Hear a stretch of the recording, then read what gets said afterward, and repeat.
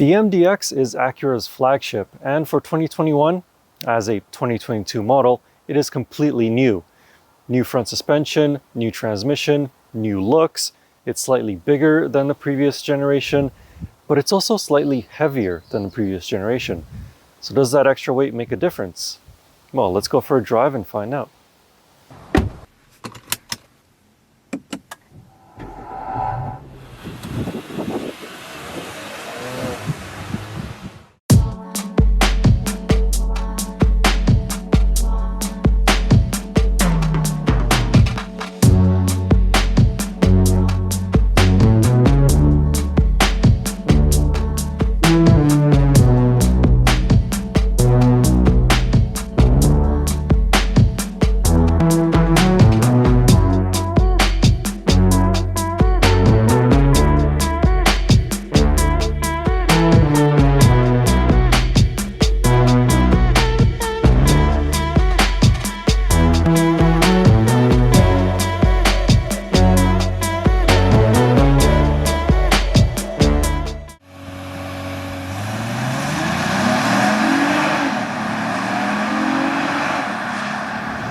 So while most of this 2022 Acura MDX is new, there's one thing that hasn't really changed, and that's the engine. You still get a 3.5 liter naturally aspirated V6 with 290 horsepower and 267 pound-feet of torque. While it is pretty much the same as the previous generation 3.5 liter V6, it doesn't really need that much changing because it has plenty of get up and go for most people's needs, and it's decently fuel efficient. Currently, I'm averaging about 11.6 liters per 100 kilometers. Officially, the 2022 MDX is rated for 12.6 liters per 100 kilometers in a city and 9.4 liters per 100 kilometers on a highway. However, for those that do want more power, there will be an Acura MDX Type-S with a turbocharged 3-liter V6 that should produce somewhere around 350 horsepower. But back to this engine, my only small complaint about it though is the noise that it makes. It's not exactly the best sounding V6 out there. Granted, most of the time you're not really gonna hear it. It's only when the RPMs climb past 2500 RPMs do you really notice the noises coming from this engine, and unfortunately they are not pleasant noises. Paired with this engine is a new 10-speed automatic transmission. For the most part, it does its job very well. Shifts are nice and smooth, and they are relatively quick. The reason why I say relatively quick is because when you're just cruising and you want a burst of power, as soon as you put your foot down, the transmission will react and downshift accordingly, but there is a split-second delay between the time that you put your foot down and the transmission actually getting into the correct gear. But thankfully, it doesn't feel like it's hunting for the correct gear. As soon as it finds it, it sticks with it, and it's always the correct one. If you do want to take over shifting duties with the steering wheel paddle shifters, again, it's the same story. There's a slight hesitancy and delay from the time that you pull it to the time that the transmission actually shifts. But just let the transmission do its own thing, and you'll be perfectly happy with it. When it comes to handling and braking, the 2022 MDX has the 4th generation of SH all-wheel drive, Acura's super handling all-wheel drive system. On a big SUV like this, even with the extra weight that it carries from the previous generation, the SH all-wheel drive system does wonders. The updated system has 40% more rear torque capacity and 30% quicker front-to-rear torque transfer. In other words, it can send more torque to the rear wheels, and it does it more quickly. The rear differential uses torque vectoring to try and rotate the back end of the MDX on corner exit, so that more of the engine's power is used to accelerate the car. The SH all-wheel drive system works very well to also reduce understeer. With the MDX being such a big SUV, you think that it can't go around corners as quickly as it actually can do. But at the apex of a corner, you can start to roll on the throttle quite aggressively. The SH all-wheel drive system will manage the power very well to curb understeer and get the MDX quickly out of the turn, much more quickly than you'd expect. As for stopping the MDX, It receives thicker and larger diameter brake discs for better heat dissipation and stopping performance. Under emergency situations, the 2,077 kilogram SUV stops quickly and remains in control. However, what I don't like is the lack of feel from the brake pedal under light braking applications. The 2022 MDX utilizes a new electronic assisted brake booster that is meant to aid the automatic emergency braking system in reacting more quickly. But it has an adverse effect when lightly applying pressure to the brake pedal. It feels as though you're stepping on a balloon. The MDX does slow down for sure, but it doesn't give you the feedback through your foot.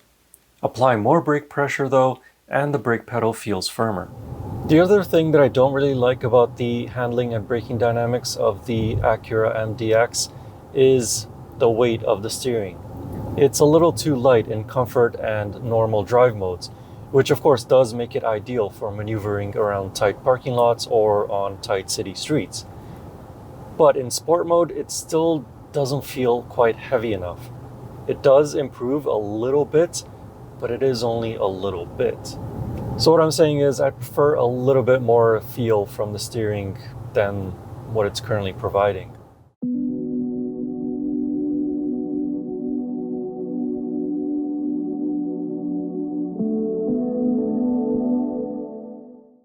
The 2022 Acura MDX is equipped with standard adaptive dampers regardless of trim level. The dampers are very well tuned to provide a smooth and comfortable ride. Even when you switch the drive mode to sport, the dampers are still soft enough to absorb big bumps without transferring the shunts into the cabin. Speaking of which, inside the cabin you will find lots of space for front occupants.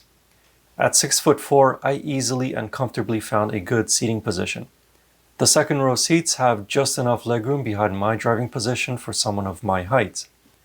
Also, you can remove the center seat for a pass-through. Just be aware it can be pretty heavy for some. The third row, however, is to be only used by children. Legroom and headroom is extremely tight for an adult, even an average height adult.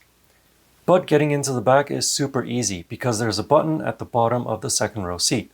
Push it and the seat springs into its most forward position. Further behind the third row, the trunk has quite a bit of cargo capacity. 513 liters with all rows of seat up, 1,368 liters with the third row folded, and 2,690 liters with the second and third rows folded. There's also a pretty sizable compartment underneath the floor that will easily fit a backpack and camera equipment.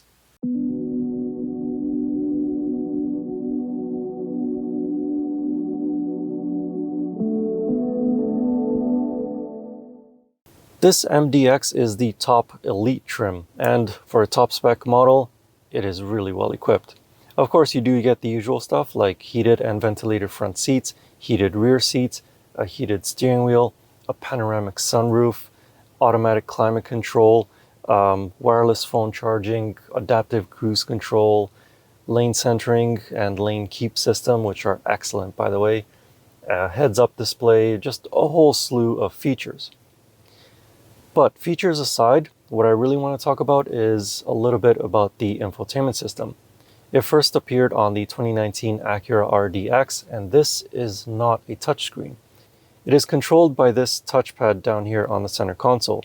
There's a nice little raised portion here where you can rest your wrist on while you're using the touchpad.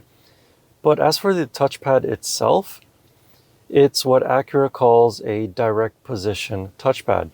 So wherever you touch on the touchpad, that position correlates to on the infotainment screen. So if I touch on the top left, then the top left item gets highlighted. Bottom right, then the bottom right item gets selected. It does have haptic feedback, so that's really nice. And while it does have a very steep learning curve, after a while of continuously using it, you do get used to it.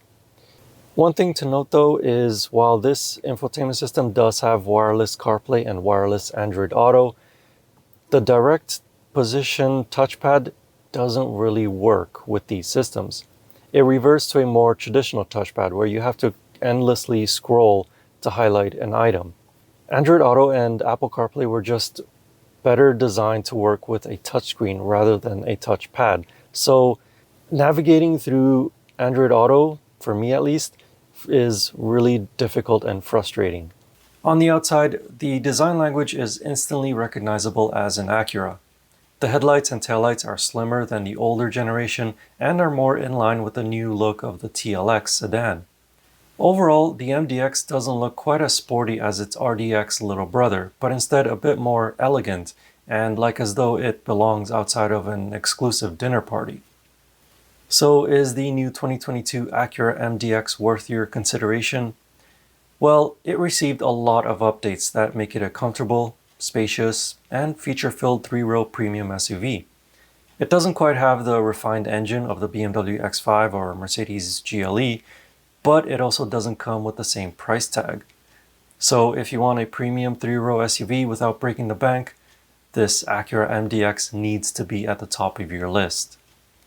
If you want to know more about the 2022 Acura MDX, I wrote a more detailed review of it over on my website. You can find that link in the video description. And as always, I will see you in the next car or truck or most likely another SUV.